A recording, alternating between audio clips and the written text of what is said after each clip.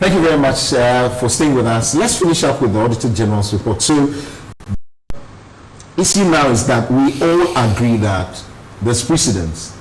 The Auditor General has the powers to surcharge from what Mr. Domolevo did.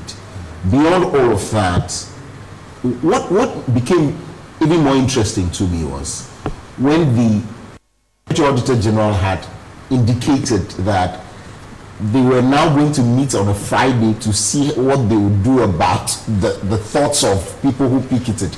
I mean, this is clear. Whether you do it or not is left to you. But to say now that they've come, you are even planning of a meeting to meet and see whether you can do what they're asking you to do, surcharge or disallow.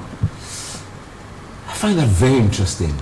Well, I think basically what it is that, and I think the truth be told, Auditors General in the past years, the powers have been there.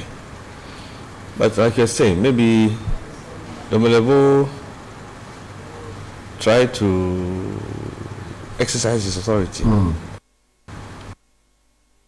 And it just so happened that coincidentally, he tried to exercise it at the time that his retirement had just arrived. A lot of people are still on with beyond that age. Well, in his own case, you know, maybe the audited his retirement and therefore that's why he had to go. So now, the new auditors want to do the same, but the civil society is probably pushing them to do what they can do. Like I'm saying, Auditor General's report started as a file gathering dust on some shelf somewhere until President Kufuor came and it started to see some action. It has progressed, it's been televised, people have taken a keen interest, it generated a lot of interest. Now civil society organizations have come in, piling more pressure. I can see a situation in the very near future, in the not too distant future at all, that when the Auditor General issues his report, the next thing you would see following up when the Parliamentary Accounts Committee goes through it, etc., the next thing you will see will be, you know, prosecutions and you know, all kinds of measures being put in place to retrieve the money. You can. I can see it happening. How? How is that? I can see it happening. I can see it happening. I mean, if there's a report in the Auditor General, why haven't we had responses to Auditor General's reports in the past? Because it just goes, they go interrogate it, make recommendations, they leave it. Next time somebody comes, he commits the same errors, the same report publishes it, and it's just ongoing. Nothing changes. But if we have a situation where people are seriously held to account, and penalties exacted, I mean, we won't be seeing some of these things going on the way they are going on. I see.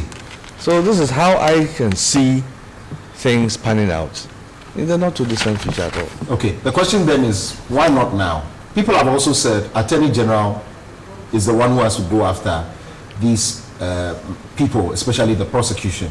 I heard the chairman of the Public Accounts Committee, Honorable Aveji, also say they need more powers.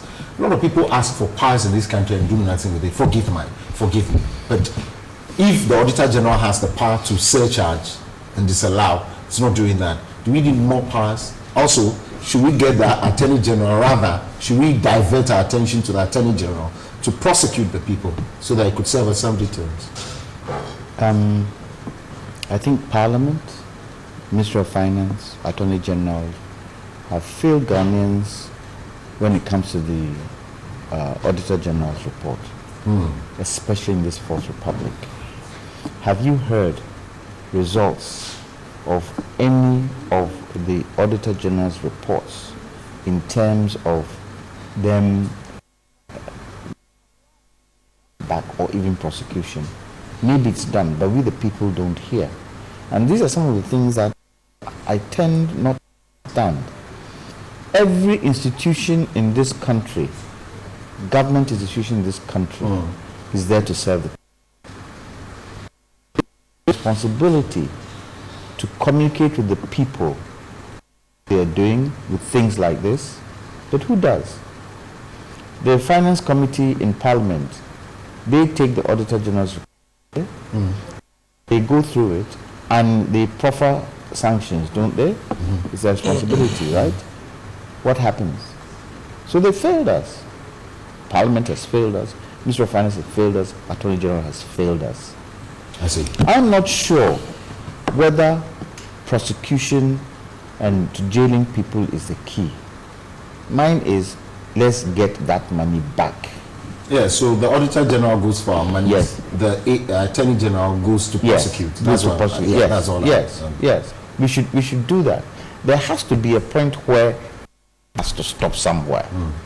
As you rightly said, the quantum of money that we are losing, irregularities and all that, is even more than the IMF money we are going to get. The IMF money, I think, is 16 point something billion.